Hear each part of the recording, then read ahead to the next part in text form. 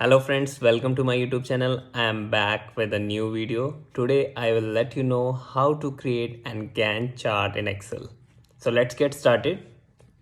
First go to your first cell and click on conditional formatting. Click on new rule. Now click on use a formula and type here one formula.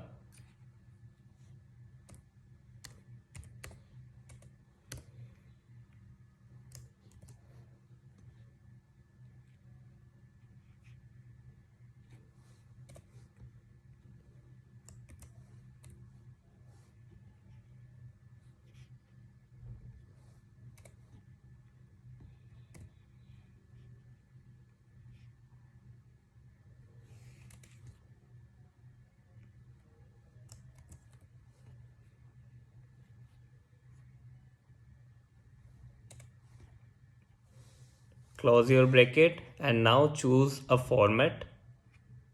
Select the color and click on OK.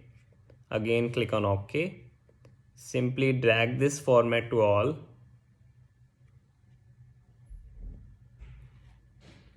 And your Gantt chart is ready. If you like this video, don't forget to share this video.